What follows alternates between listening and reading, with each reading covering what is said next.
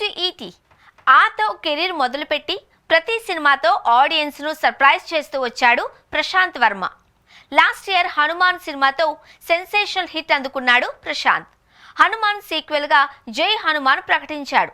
అది 2025లో రిలీజ్ అని అనౌన్స్ చేశాడు. కానీ అది జరిగే ఛాన్సే లేదు.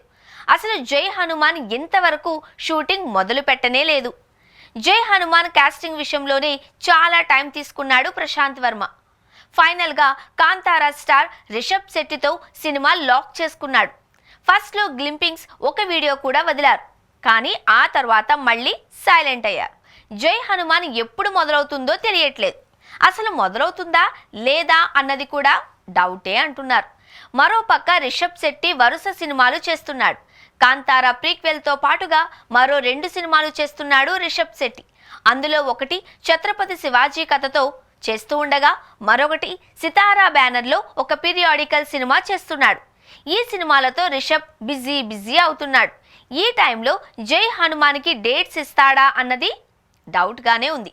ఇదే కాదు, ప్రశాంత్ వర్మ మహాకాళి అని రణ్వీర్ సింగ్తో ఒక సినిమా కూడా అనుకొని క్యాన్సిల్ చేసుకున్నాడు.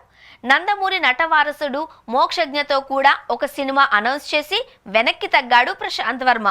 మరి డైరెక్టర్గా టాలెంట్ ఉన్న అతని ప్రాజెక్టుల విషయంలో జరుగుతున్న ఈ మిస్ క్లారిటీ ఏంటి అన్నది తెలియాల్సి ఉంది. ప్రశాంత్ వర్మ సినిమాల ప్లానింగ్లో ఏదో తేడా కొడుతోంది. సరిగ్గా ప్లాన్ చేయకపోతే మాత్రం చిన్నగా కెరీర్ రిస్క్లో పడే ఛాన్స్ ఉంది.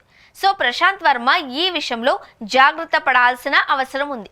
ప్రస్తుతం ప్రశాంత్ వర్మ ఏ ప్రాజెక్టు మీద ఉన్నాడు, నెక్స్ట్ అతని స్టెప్ ఏంటి అన్నది తెలియాల్సి ఉంది. ప్రశాంత్ వర్మ నుంచి ఈ మధ్య ఎలాంటి అప్డేట్స్ రాలేదు.